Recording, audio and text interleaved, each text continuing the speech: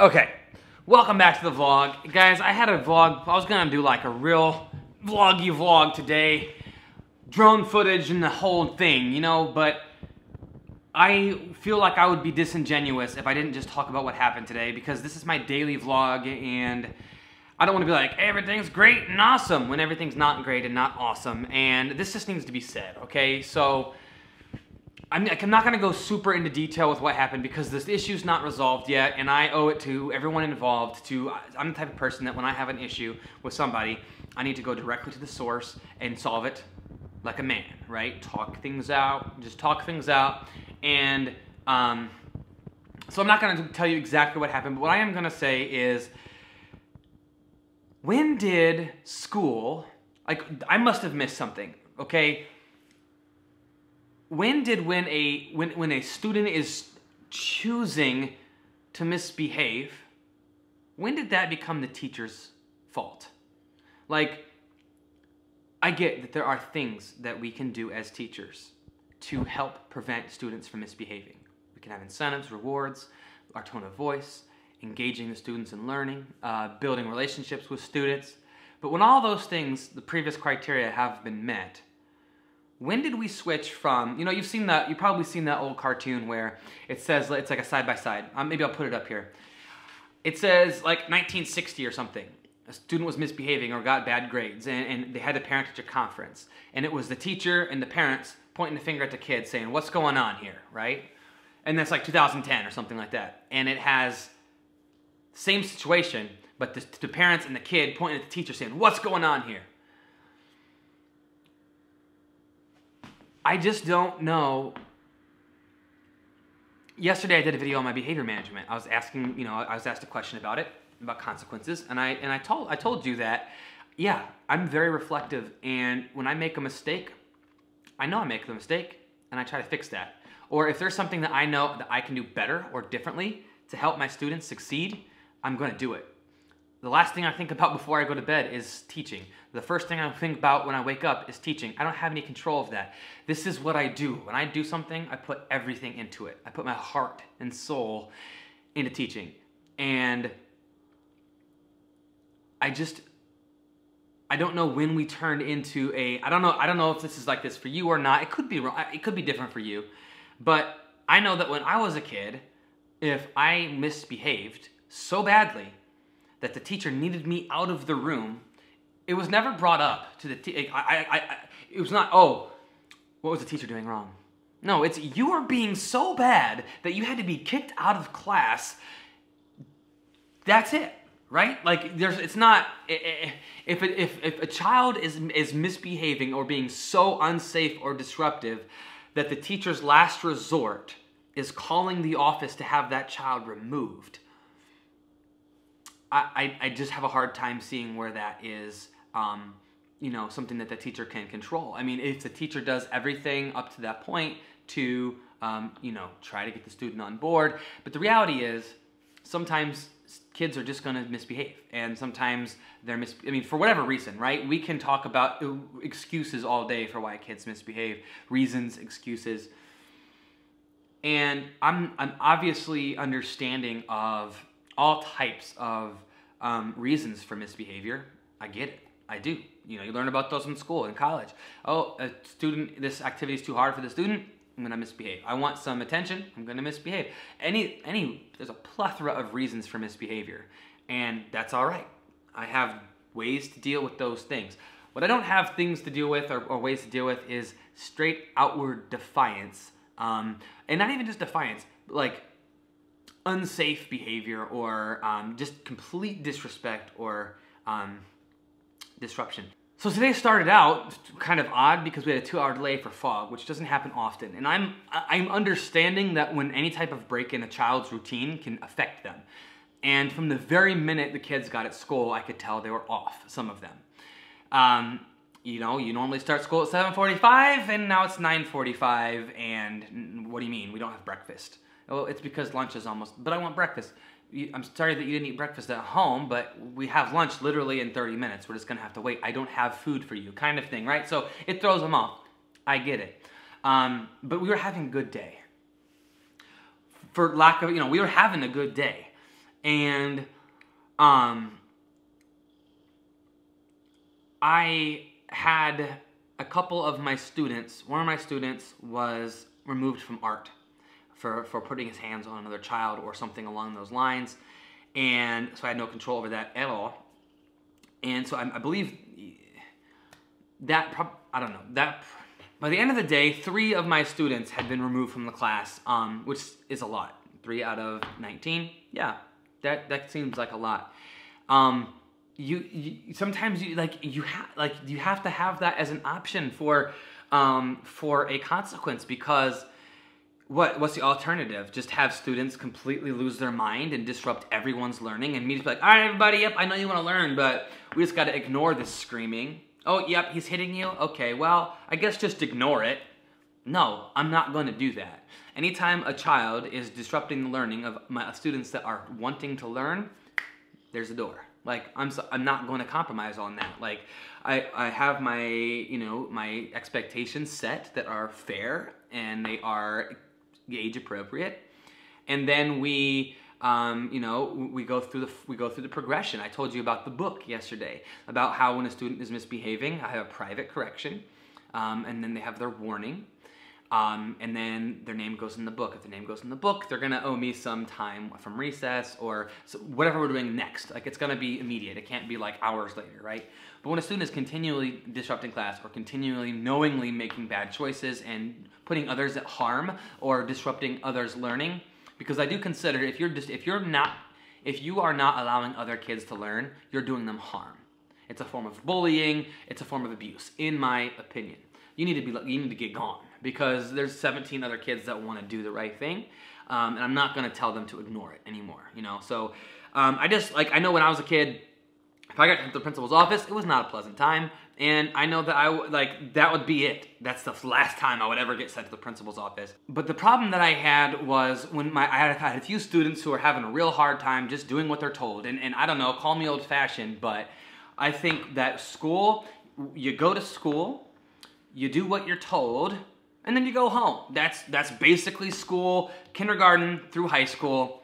That's it. That's just how things work. It's not really about what you want. It's about what you need, and I'm the one who knows what you need best. No, you don't know what's best for you. I know what's best. So call me old-fashioned, but I think that's the right way. Yep, there is options for choice and stuff like that, but at a basic level, you're gonna have to do things that you don't want to do, and that's life. There's things I don't want to do all the time. Gotta do them. It's life. Anyway, my problem that I have is I was told today something that upset me, and it was that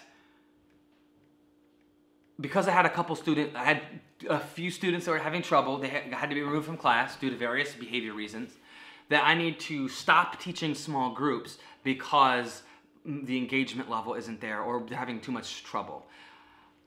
Okay, so let me get this straight. Because I have a few students out of 19, 2 students out of 19 that aren't doing what they're supposed to do, regardless of how it's that I'm teaching small group, I have to shut it down because they won't get it right. So basically that's like saying, that would be like telling a bunch of kids on the playground, oh, hey, you see those 2 kids over there? They keep running up the slide, so nobody can use the slide because they can't do it. Or that'd be like working at a factory and one dope he keeps wrecking the forklift into stuff. And they're like, hey, you know what? Since Jerry over here can't use the forklift, nobody gets to use the forklift. Start picking up the boxes by hand.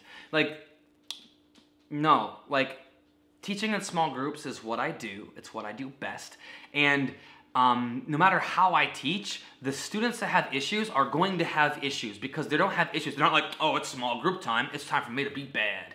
It's throughout the day. It's the same issues no matter how I teach. So in life, in society, people that can't get their stuff together, if in a job, you're fired. If you don't perform your job well, you're done. You're out. You're fired. So it's like, we're not setting kids up for success if they're just allowed to do whatever they want and they don't have to listen and then if a couple kids can't get themselves together, then the whole class has to change the way things are done. I went that route last year. It didn't work. It just didn't work. I don't know. Anyway, today just wasn't a great day today. It would have been fine except for that sort of like conclusion.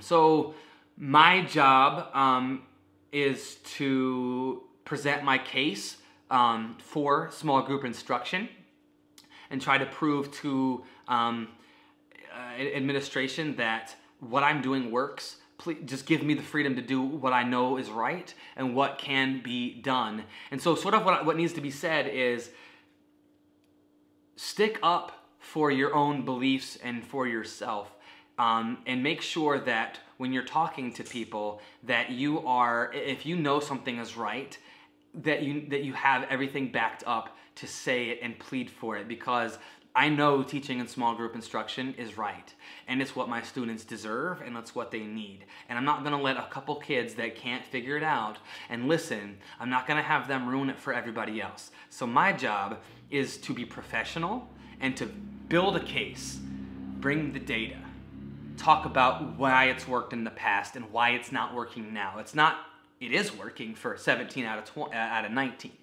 And what can I do for the other 2 students who aren't figuring it out? But I'm, like I said, call me old-fashioned. I think that if you're in a classroom setting and everybody else is doing the right thing and everybody else can figure it out and you can't and you're struggling, then that one child is the issue. Now, if everybody was having trouble and I had 6, 7, 8 kids that just didn't figure it out, they couldn't do the iPad, they're whiny, nobody could do it, yeah, you know what, maybe small group instruction's not for them. I'm trying everything that I can, and I just feel like the wrong thing is being attacked. Hey, your small group instruction's not working because 2 kids, they can't get it together. No, that's not it. That's just not it. How do I explain to poor Maxwell that he has to learn the number 5 again because 2 kids couldn't figure it out? Oh, sorry, Maxwell, I already know you know this number, but we're going to do a whole group lesson on the number 5. Or the thought of teaching a whole group lesson, but these kids get a different paper, that's not true differentiation. That's you kids getting a different paper.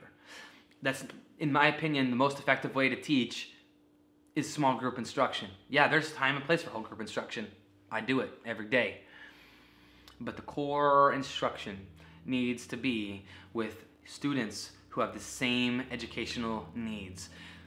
That's the way to move kids. That's the way to bridge the achievement gap. I mean, I can go on and on about small group instruction, but my fundamental belief is being refuted. So my job is to counter and bring everything I know. So to bring this full circle, I feel like I've been ranting and kind of all over the place, so thanks for bearing with me. I'm just kind of like needing to get it off my chest. Stick up for what you believe in if you know it's right, and give it your all to explain yourself. You know, I think a good administrator will, if you have data and reasons, will at least hear you out. And if my administration hears me out and I explain myself and they still think that it's not the best way, I am open and I will change if I have to. I'm not set in my ways, I will open, but it's my opinion, my belief that what I'm doing is the right way. We just need more time to get it together.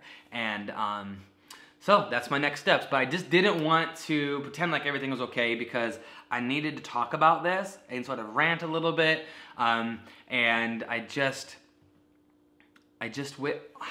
wonder where we switched the gear from, hey, kids misbehaving, must be the teacher's fault. No, it's not. I can't make you behave. At the end of the day, it's choices. Like my grandpa always says, choices. We all have choices. And if a kid is not able to make their own choices, then maybe they shouldn't be in school yet. Because we all know that that's just part of life. You have to make the right choice. And if you don't make the right choice, then there has to be... Anyways, I'm sorry, guys. I know this was kind of ranty, and I like this channel to be uplifting, but if you're experiencing anything similar, please let me know. If you have any suggestions for me, please let me know. I will have you know I have contacted all parents. So that's always like one of the first things people say is, have you talked to the parents? Yes, I have. Parents are on board with me. I do a lot of positive praise. I've had lunch with my students that are giving me trouble. And it's not even just about the students that are giving me trouble. That's not what this is even about. It's about the idea that kids are misbehaving, teacher's fault. Where it should be, kids are misbehaving. All right, kids, why are you misbehaving? Let's get that figured out. Okay, now, is there anything the teacher could be doing better? It should be, that's the hierarchy that it should be. I don't feel like it's always that way. I don't know if you guys are experiencing the same thing or not, but anyway, I love you guys. Thanks for hearing me out. I promise I'll have a more uplifting video tomorrow. I just needed to get this off my chest.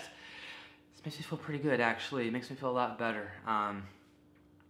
Yeah, but I'm going to make sure that I speak with who I need to speak with tomorrow, you know, because I have to go directly to the source and solve the issue that way. I think that's always the best way to deal with something professionally. Yes, I know I'm talking to you about it, but I'm not naming any names. I'm not being very specific. I just wanted to talk to you. I just wanted to talk. So anyways, guys, I love you guys.